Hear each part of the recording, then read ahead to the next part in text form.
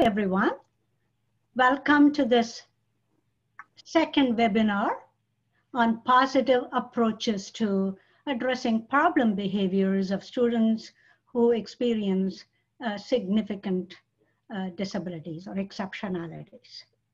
Welcome again. I'm excited to be presenting the second session.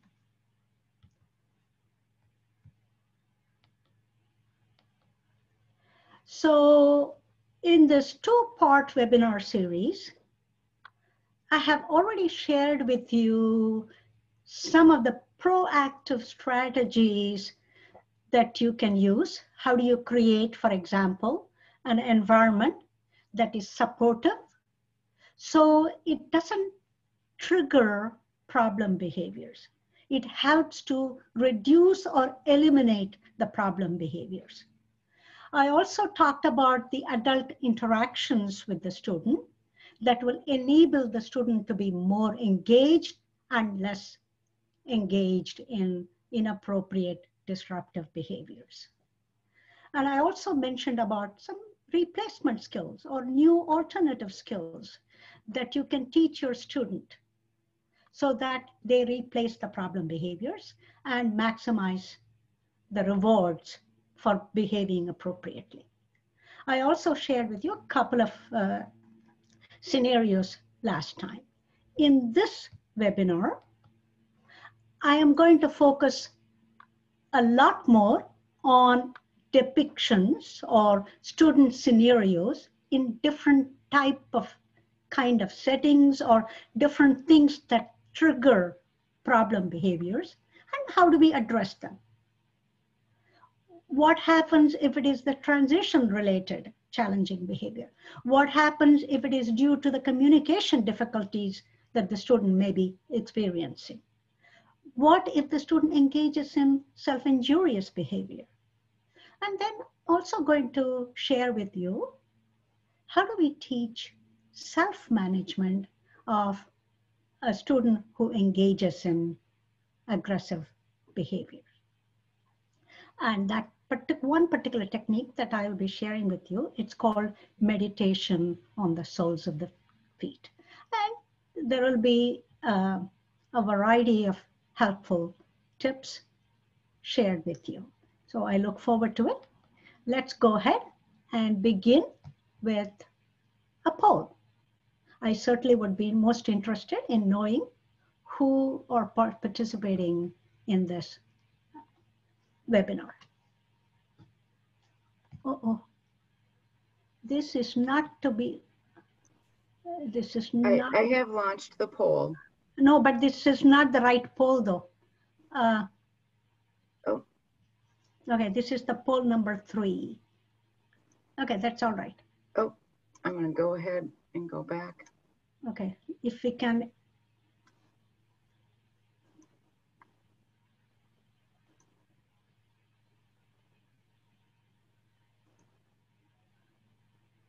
Okay, I'm sorry about that.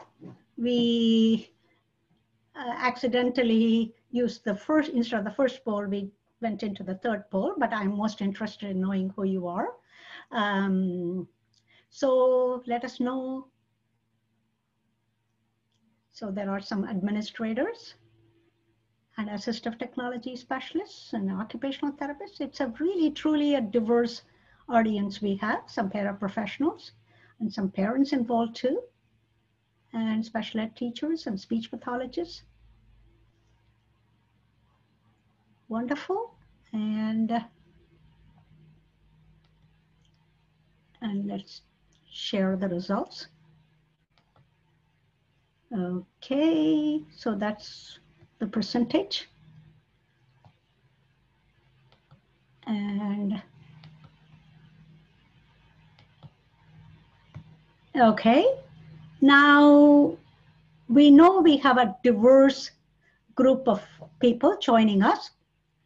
Teachers, speech pathologists, occupational therapists, and parents, paraprofessionals, administrators. It's wonderful. Now, a little bit of information about myself.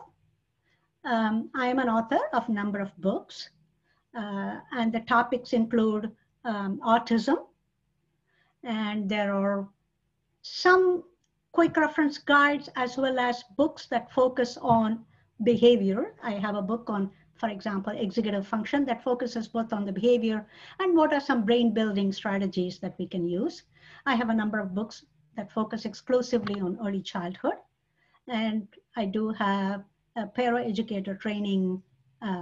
It's a DVD with multiple units and a paraeducator manual for purely with the focus of training paraprofessionals. I also have a couple of books that focus on severe and multiple disabilities or significant disabilities. That is one of my areas of expertise. And this particular webinar draws from the book on autism. As a matter of fact, I'm working on the second edition of my book on behavior interventions and mindfulness guide, behavior guide, and the executive function guide. So that's what I am sharing with you. So one of the questions that constantly arise and that we all ask is, why do we have such a large number of students experiencing behavior issues? So things for us to ponder and reflect on. Are we clearly evaluating what are the triggers that lead to these kind of behavior issues? Are we looking at all of the possibilities? Is it a question of communication?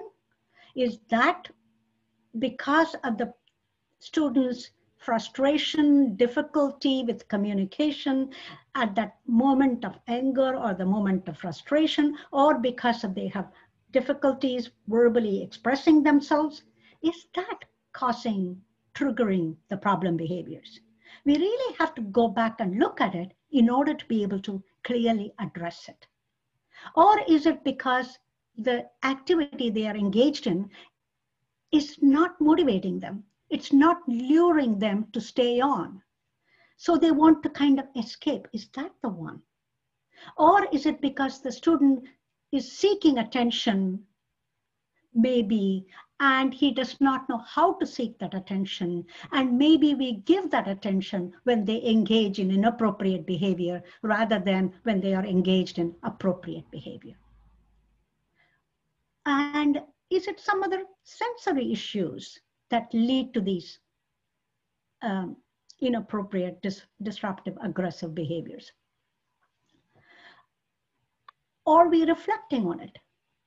Is the approach, and then we also have to ask whatever approach we are using, maybe timeout, or maybe suspension, or maybe office timeout, seclusion, is that working?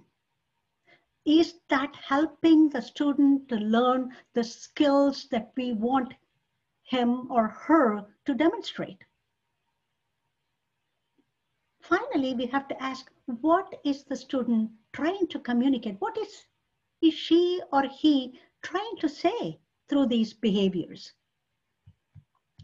Because only when we understand this, when we reflect on it, can we solve these problems. So here I have a variety of techniques and tools that you have to think about when you are trying to prevent the problem behaviors, because nothing is as important as preventive strategies. One of the most important things I would like to emphasize is trying to build that relationship with that student who is exhibiting problem behaviors. Let us not think actually in terms of the student is trying to get attention, but let us think of it, he is seeking relationship.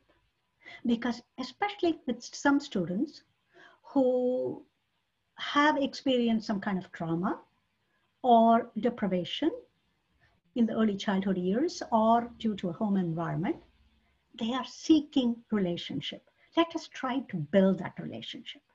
The other thing, equally important, is let's make sure that the environment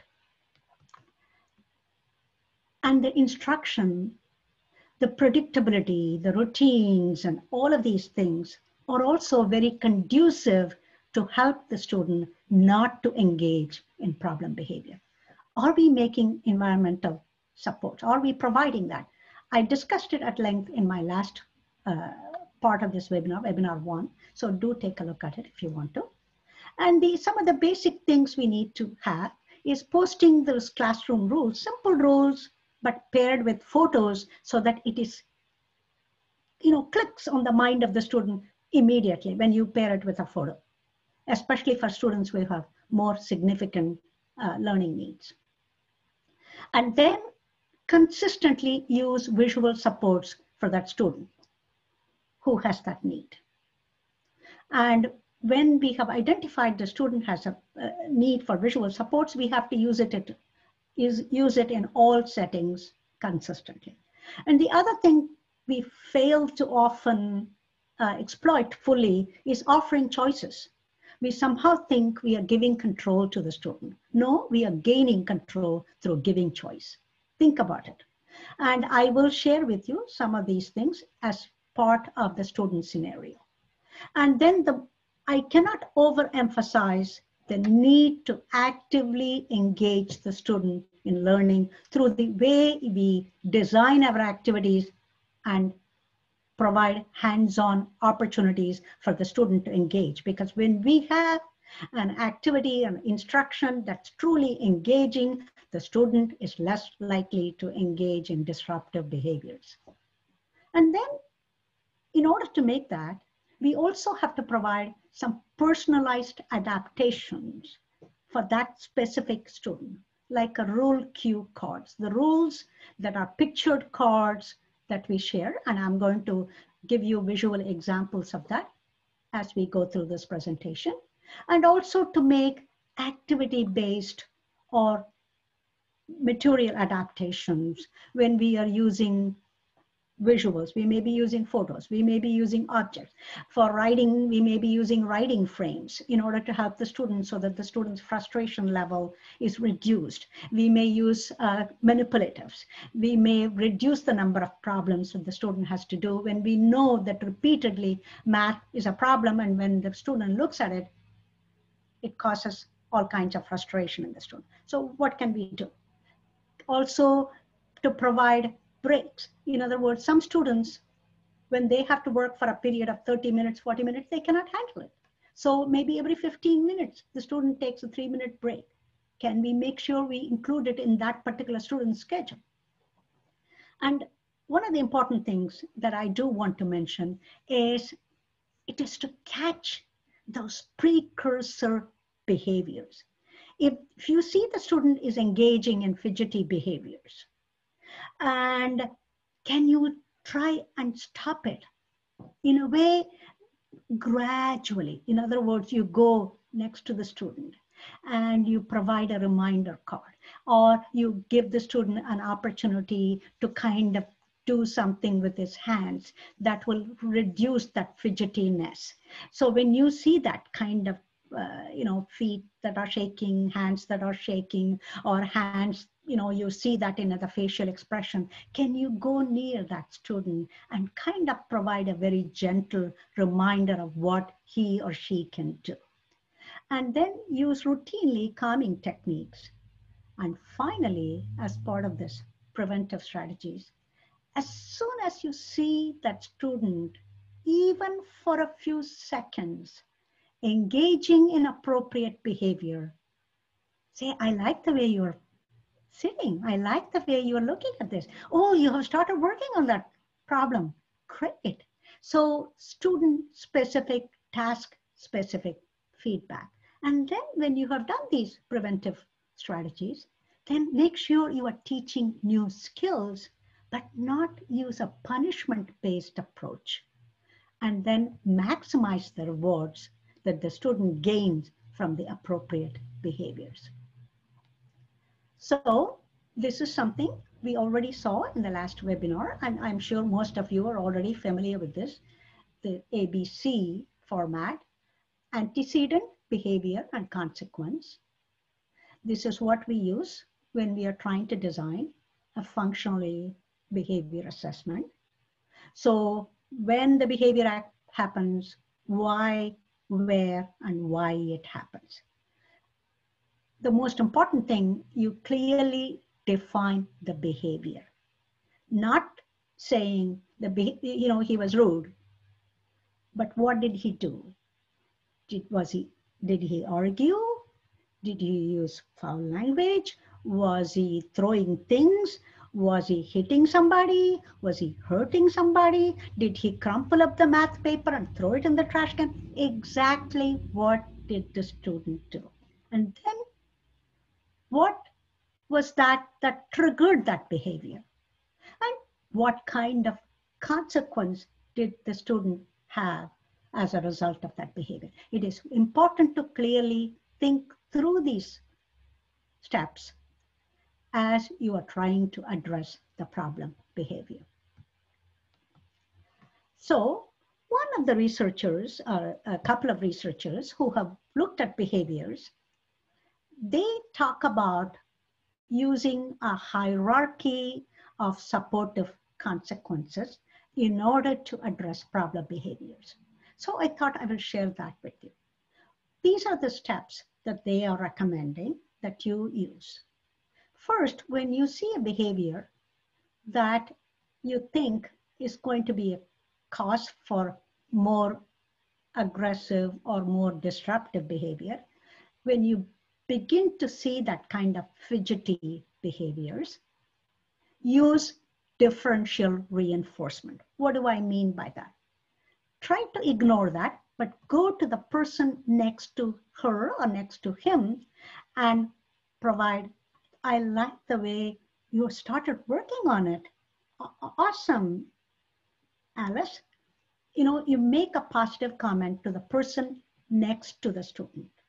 So that's differential reinforcement. And then let's say that doesn't work.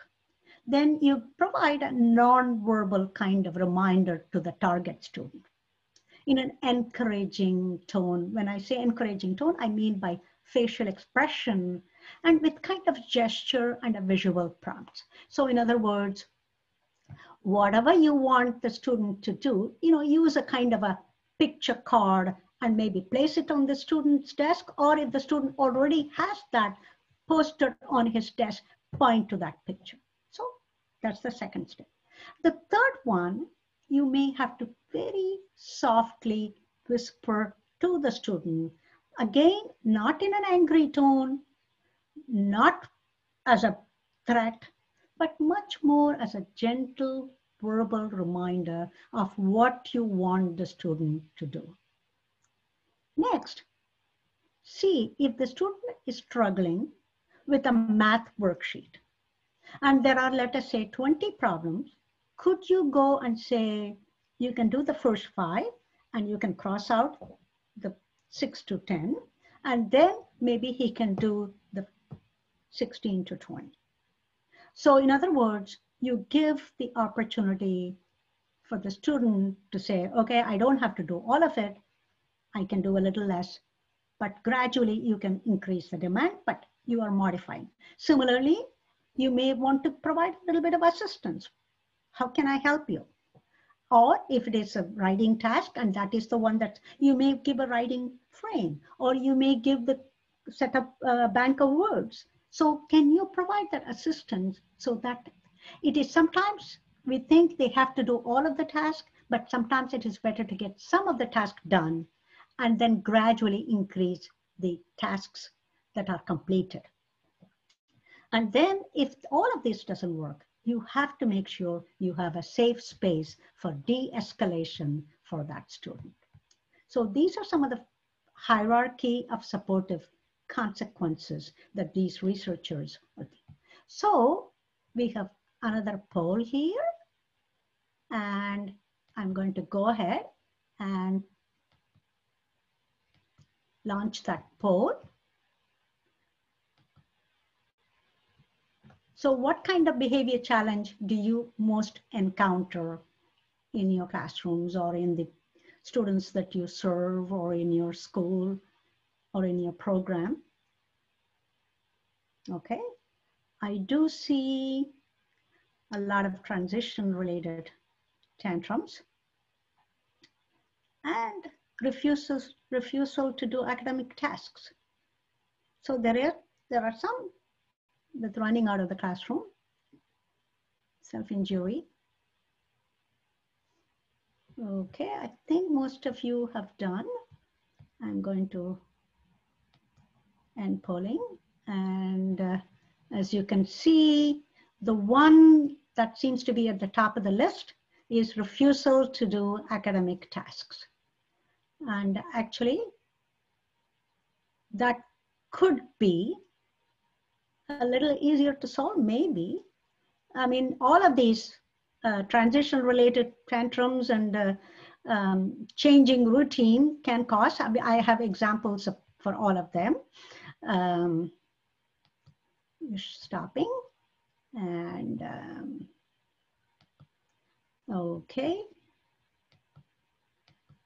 So hopefully the various examples, student-specific examples that I'm going to share with you will help address many of the things that you were sharing about transition-related issues or refusal to do math or writing assignments. I do have scenarios here for students who have significant disabilities. As you know, the title was Significant Disabilities, but I'll be happy to also share with you ideas for students who do not have significant disabilities, much more of an academic type of difficulties. So in this particular case, this is a high school student. He does have communication and cognitive difficulties, and he engages in a lot of aggressive behaviors. He's diagnosed with autism, and he does participate in a self-contained significant disabilities program. So what are some of the behaviors that he exhibited? Lunging at the teacher, grabbing the teacher's arm, scratching her hands and stepping on her foot. And he also engaged at the same time during this one-on-one instruction, some self-injurious behavior. Kind of slapping on his face, on the cheek. So the way they worked with him is they provided one-on-one instruction, and they had 5 minutes of instruction and 5 minutes of break because of the extreme difficulties that they experienced. So my recommendation for the student is he does have a lot of difficulty expressing, communicating his needs and his wants due to his communication difficulties. So in his particular case, it is important for him to have more opportunities so that, and especially using some kind of an assistive technology tool for him, even if it is a simple switch where he is able to say, I want a break, or I want a drink of water, or I want to walk, even something as simple as that, where he is sweet touching and placing his hand will take away from his attention on hitting the other person or hitting himself. Also, it will give him that sense of accomplishment when he is actually making a request. The other thing that he could use is making choices, especially for his break time activity, because the entire 5 minutes he was kind of rolling on the mat and engaging in some other inappropriate behavior. So in his case, he could use an assistive technology device like iTalk to Communicator, and then make a choice between what he can do during that break time. And that choice making will be very empowering for him. The other thing is he can use pictured cue cards to help him so that he keeps his hands to self. Every time he reaches out to touch the person, the paraeducator or the teacher who is working with him one-on-one, he is reminded of hands to himself.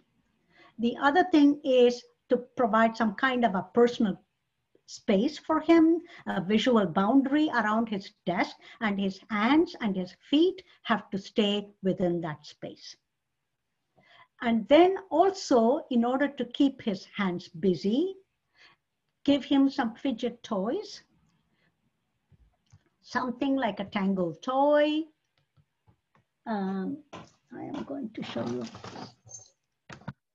something like this, or a koosh ball that he can work with while he is listening, while he is learning, while he's being instructed. He could still be doing that so that he doesn't have the need to hit somebody.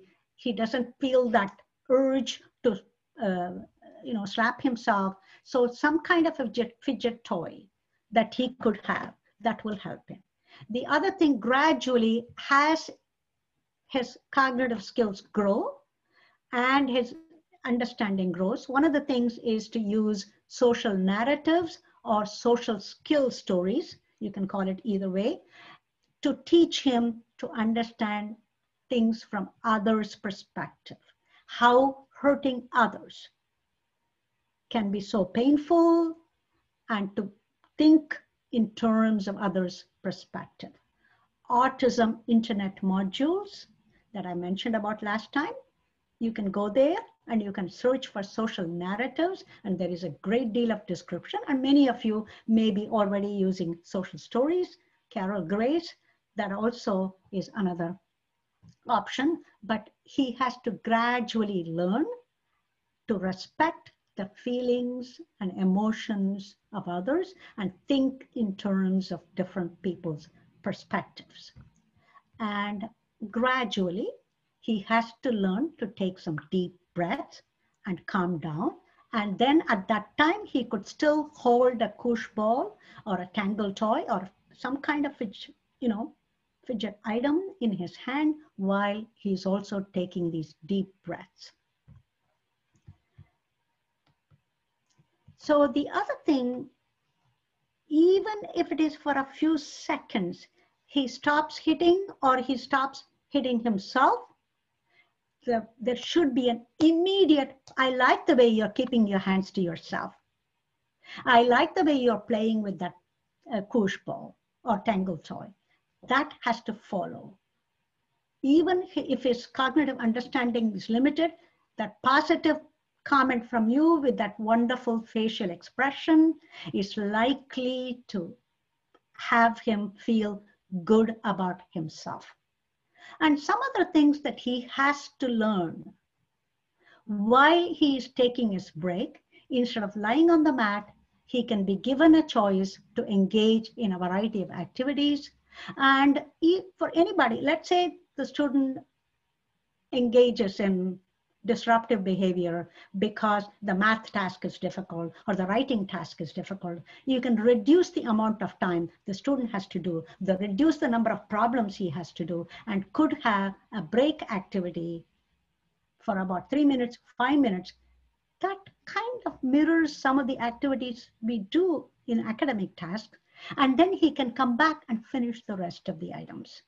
Or if he does the 5 problems, takes a 3-minute break, and then comes back, finishes the other 5 problems.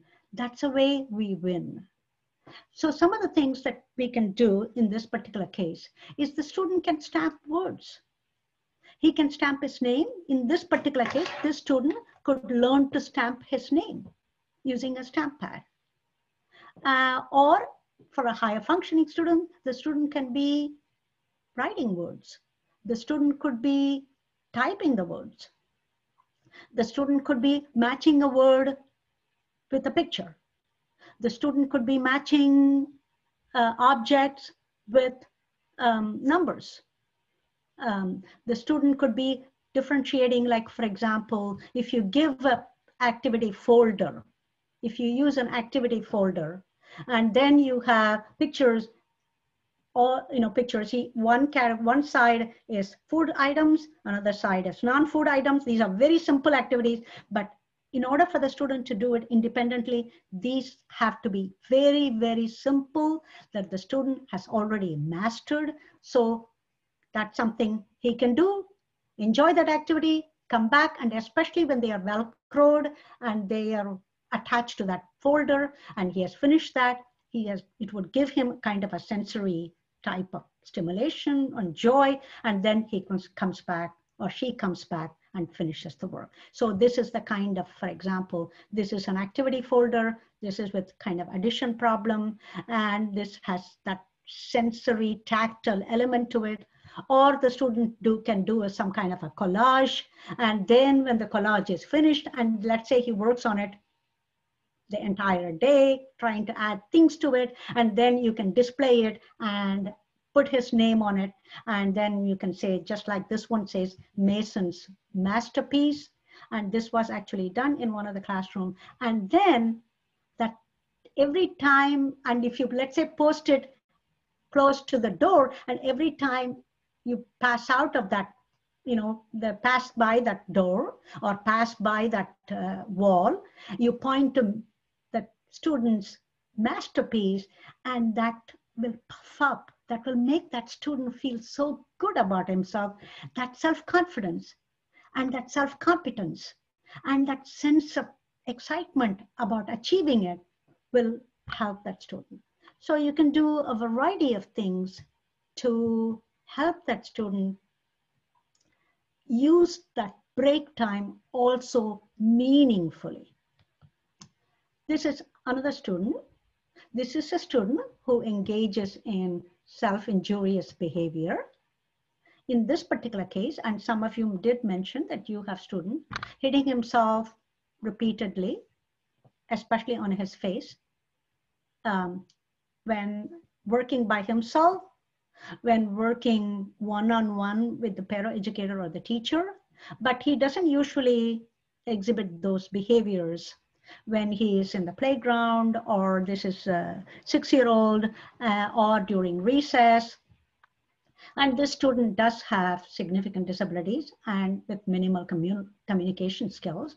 So one of the things that will help is, of course, visual supports in all settings. Okay, and the pictured cue cards. And this is a student who needs to learn and who has to be taught systematically replacement behavior. As I mentioned, Fidget Toys will help him too because he's hit himself, but he also needs to learn calming techniques and breathing techniques to help achieve longer term thing. One of the things that will help in this particular case is to use some kind of video modeling to show him what happens when he hits his face, how it turns red or whatever it is, painful, or it swells up. Show him how it hurts and walk him through the video and what the alternative behavior, that is, if he can use his hands to, just like some of the previous activities that I mentioned, and I'm going to share with you some, to replace that behavior, what else can he do with his hands? That is what the video can show. And then, as I said before, the moment, even if it is just for 5 seconds, he has stopped that behavior. I like the way you have your hands. I like the way you have your hands on your desk, or I like the way you're rolling that koosh ball. You can also give a little small ball of Play-Doh.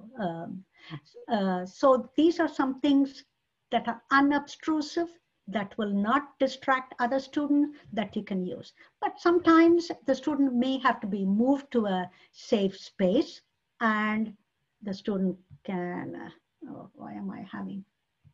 Okay, the student can engage in those kind of behavior. So I have shown here a variety of pictures. This is, of course, the koosh ball. This is the koosh ball. For example, this particular student happens to be one with very significant cognitive communication difficulties. So he has to match. And in this, there are little bells, and these are in plastic bags, and he tries to match it. And you can increase the complexity level. You know, you can make this, for example, instead of 1, 2, 3, you can make it 3 plus 4, 2 plus 2, 3 plus 1, and they have to add and put that number of bells in each of that. So this particular task, even though this may look simpler, you can adapt it. And when they are doing this independently, and because that balls will give some kind of sensory input for them, and also anything that you're using that are manipulatives or concrete items are more likely to distract that student from engaging in inappropriate behavior. You can also, if the student can go to a calming place, he can even have some kind of a velcroed bells as a bracelet. Then he can also do some task where he's matching words on a kind of a white board. Let me share with you some kind of a whiteboard where he's matching things or matching words. You can use this kind of a whiteboard with velcroed or attach pictures or objects using magnets. You can also have this kind of a story map organizers where you have a little mini Ziploc bag with some of the pictures, and they are trying to put them to on the map. So I'm going to have several scenarios here, and I'll certainly be happy to answer any questions. And this is not the end of the session. I'm just saying, I know your focus was on academic task, but many of these things can be adapted. Let's say the problem is with transition, and some of you did say it's transition related, and that is one of the problems as a consultant when I go into the classroom. That's something I see frequently. Transitions cause a lot of aggressive behaviors, like pushing the teacher, I saw in one classroom, or refusing to start the next task, or insisting on they want the computer, or they want to listen to the music CD instead of the group instruction or one-on-one instruction that the teacher wants to have.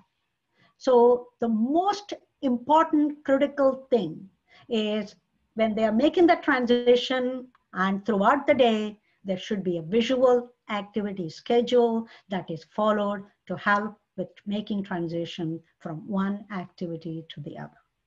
You cannot forget that when you're making that transition. When you're making the transition, let's say the student has gone to a science class, which is an inclusive setting, and then comes back to his self-contained setting where he has to do reading, or a resource room where he has to do reading. On the way there, if the paraeducator is bringing him back to this classroom, the student has to be reminded through the visual schedule what is the next activity. But if it is a transition within the classroom, then the student needs to know what happens first, what happens then. So the student needs advance warning, and I mentioned this using visuals in my last webinar.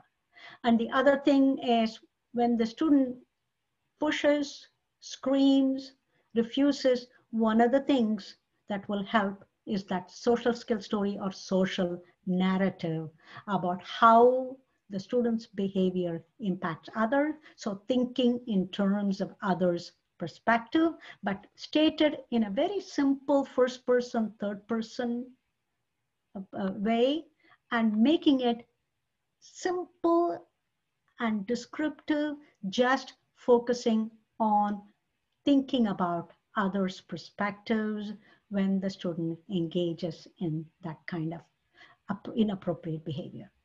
And the other important thing is to train the student to use kind of personal space, especially when the student is aggressive towards the adult or towards anybody. Most of the time, what I have seen is they are aggressive towards the adult who is asking them to do something. So kind of teaching personal space to the student.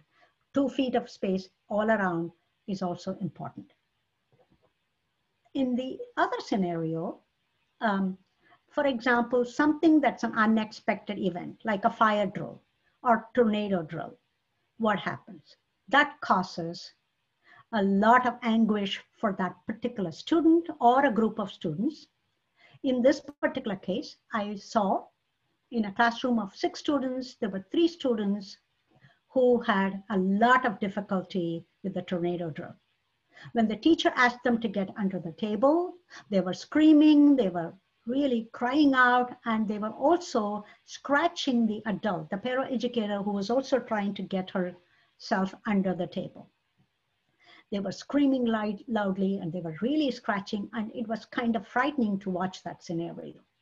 And that is something where advanced preparation would have helped. So one can argue, how can you prepare for a real tornado or a real fire?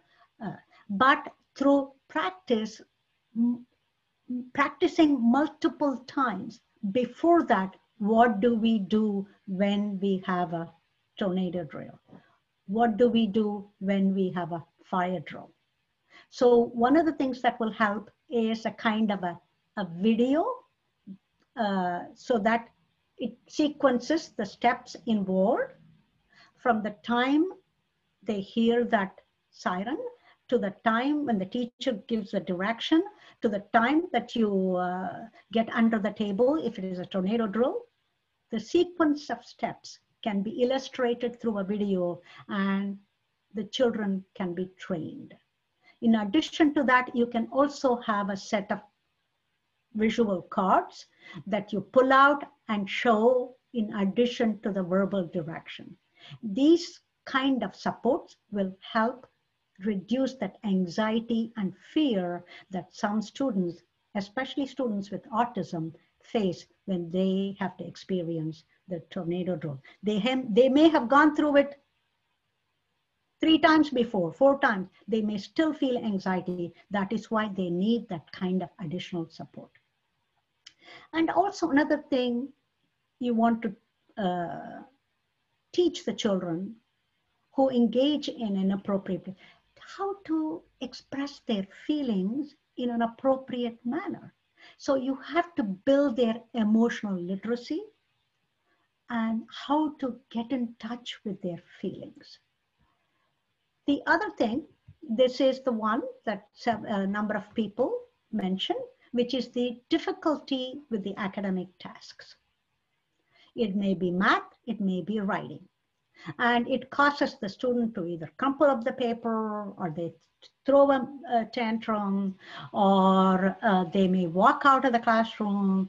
So often we respond with a timeout. Okay, that's it. You're going to go to timeout. But unfortunately, that timeout does not seem to solve the problem, because the student engages in that behavior again and again and again. So we do need to address this problem and see how can we get that student to engage in that work. One of the first things I think I would say is, when you are teaching that academic task, when you are presenting your math lesson, you're presenting your reading lesson, make sure you engage that student. Provide a role for that student to play, so that during that instruction, the student feels, I need to be here. I have a role to play. I am enjoying this. So give that student, instead of punishing the student, give that student a role to play. Then when the student is presented with that task, let us say he has to compose some sentences for a writing streak. Can you adapt the task? You have seen that the student experiences difficulty composing that sentence. Can you give a word bank? Can you give a word bank with words and pictures paired together? Can you give a writing frame with simple things like one sentence is already done, The other 2 sentences the student has to compose, and maybe he can use the words and the pictures to complete that sentence. So by providing these kind of adaptivity, the same thing with the math. I already gave that example, or you reduce the number of problems, or you provide a little bit of one-on-one task to get the student started, and then say, okay, now you know how to do it. You did the first 2, and then you can do the next 3, and then maybe you can take a 3-minute break. And then I talked about a variety of tasks that the student can do during that break time, tasks that the student can independently do, and the tasks that are student preferred, the tasks that will bring joy to the student. Then his motivation level or her motivation level goes up, and then he comes and does 3 more problems or 4 more problems. That is better than no problems at all, spending the time in timeout, and the classroom being disrupted. Provide visual prompts. Provide a variety of supports. And then, of course, the role cue cards. And these are all different kinds of visual and tactile supports that you can use.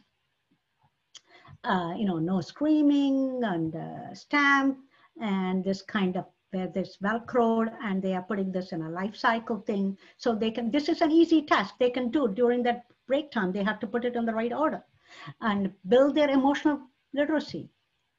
Have some interactive books with Velcroed items. That could be an addition book. It could be a subtraction book. It could be something, like, for example, a hygiene book. What do they do to keep themselves? So it could be a variety of books. These are for independent tasks, or if they are taking a break, or if you have a structured workstation, these could be some of the tasks that they are doing at that time. And then do teach those students who are engaging in very aggressive behaviors towards you, or towards them, especially towards you or towards others. Teach them personal space, how to maintain personal space. And some of the techniques, this would be ongoing, that you teach all of the students, and definitely those students who experience aggressive behaviors, is something called, for younger children, total technique. And this is nothing but kind of 4 simple steps. The student recognizes, she or he recognizes that he or she is feeling frustrated or angry. Then they say stop. And then they pull their head in just like the turtle. They count to 10, take calming breaths. And then when they have a solution, they come out of it. The other thing for slightly older students is using what are called calming cards. Okay.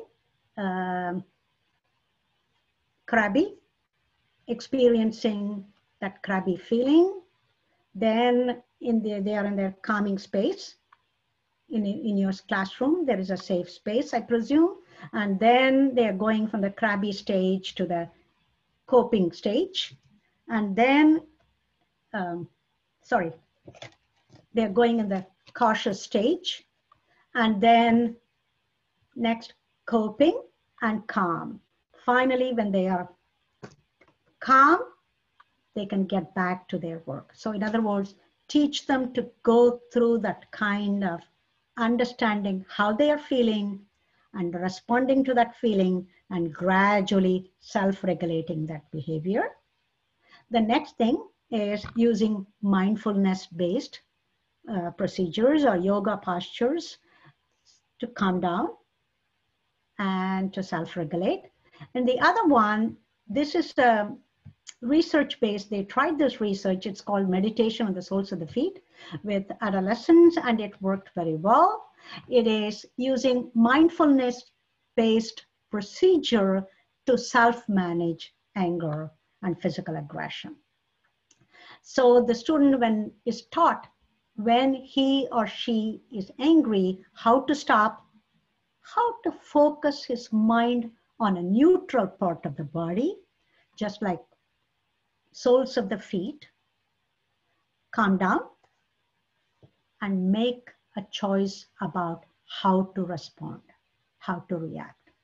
And they found, they worked on this technique with adolescents, and for years, they were able to maintain that behavior. They were able to help them. So the steps are, you stand or sit with the soles of the feet on the floor, firmly planted. They take normal breath, but they think of something that made them angry. And then they recognize that, and then they switch to shift their focus to the soles of the feet. And they think about their feet, they focus on their feet, they look at their feet and wait until they're calm. So it is switching attention to a neutral part of the body. The other thing that I want to mention, I know we are kind of almost at the end of our time, but I think this is very, very important. This is a kind of a integrated health network. You could call it a special school. You could call it a special network. What they found is they were working with both children and adults in that setting, in a variety of settings, okay? And what they found that many, many children who have experienced adversity, who have gone through trauma in the early years, either due to something that happened in the early childhood years or at home, they were at a higher risk in their cognitive and social emotional development and their mindsets. So the school or this community network that was serving a lot of children as well as adults, they found they were using adverse kind of discipline approaches like restraint and seclusion of children who engaged in inappropriate behavior, aggressive behaviors. So they decided, the numbers were over 6,000 in this entire network. So they decided to use a trauma-informed approach. Instead of a control philosophy, they switched to a comfort philosophy. The focus was in the individual. How do we try to be sensitive to the clients? So there was a kind of a cultural shift, mind shift. So they asked their teachers, the paraeducators, all their staff to be reassuring to the children and the adults that they served, asking them questions instead of making demands, instead of making assumptions, trying to be flexible, let go of the upper hand and kind of treat the children with kindness and compassion, try to find out what it is that was causing that behavior. So it was a kindness and compassion approach, engaging with the children, being sensitive to them, and trying to find out what the child is trying to communicate. And what they found, they were able to completely eliminate seclusion, that is time out for longer periods of time, and they were considerably, significantly reduced restraining children. So I think that is an example that, and they have continued with that for us all to take with us. And the other important thing I want to mention, it is to collaborate actively, regularly, routinely with families, so that what works for you, share it with the families, and what is working with the family, let them share it with you, and see if you can collaborate in order to reduce the problem behavior. If you're using tools, if you're using visual supports, if you're using rule cue cards, share it with the family so that they can use it, so that when they come back on Monday, they would have seen the same kind of things that you are seeing. So there is the final poll, and think some of you already. I'm going to relaunch this poll.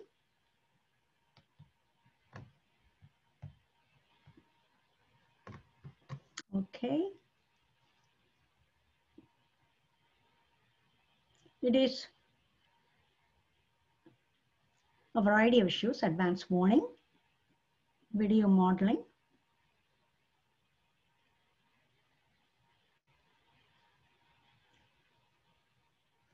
okay, advanced warning is an extremely important thing, and video modeling is an evidence-based practice.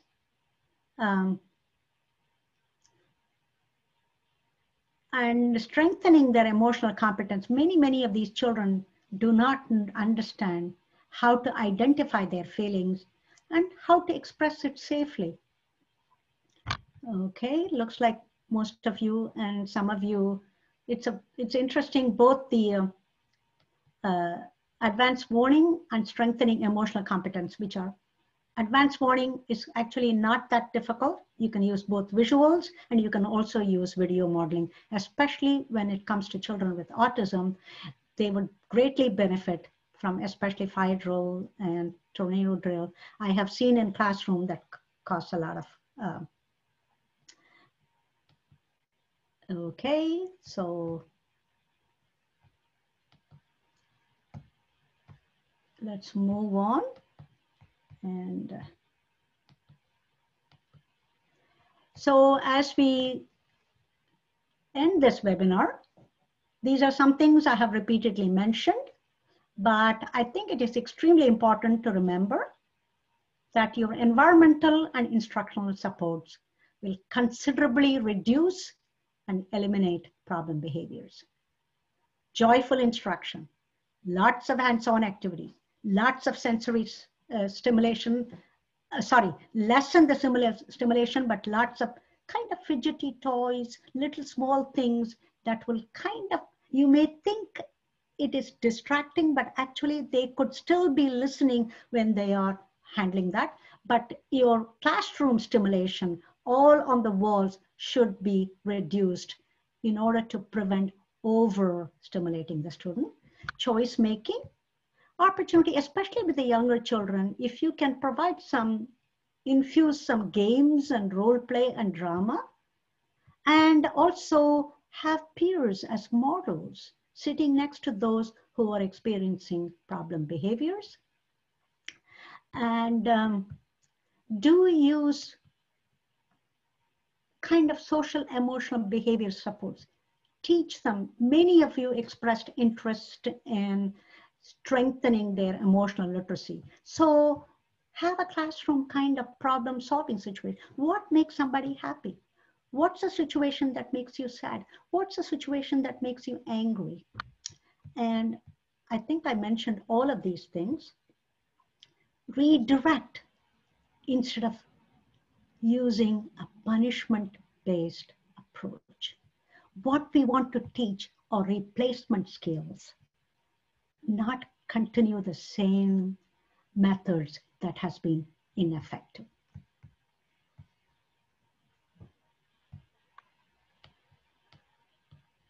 So I do want to share this one.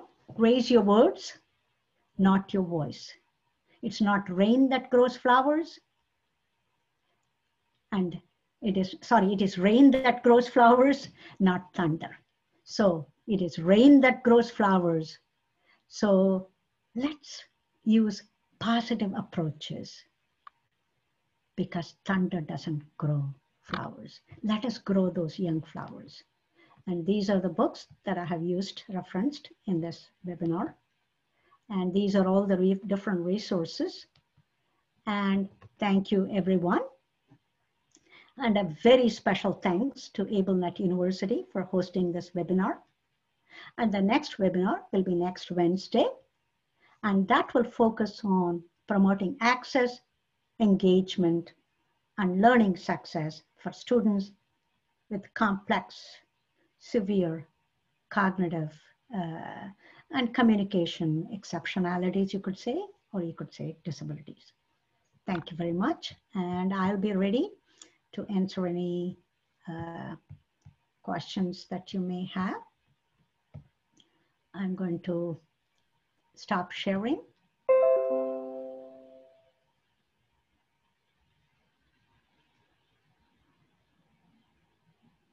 Okay.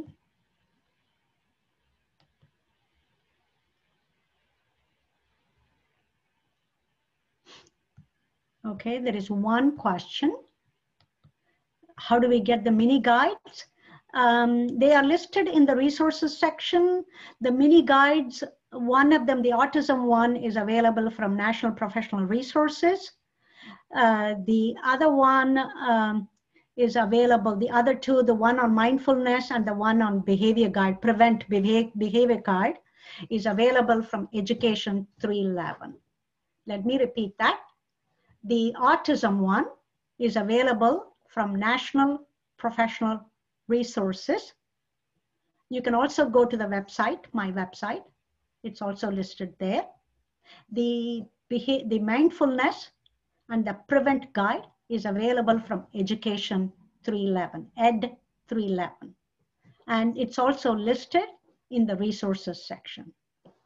There are other questions coming in.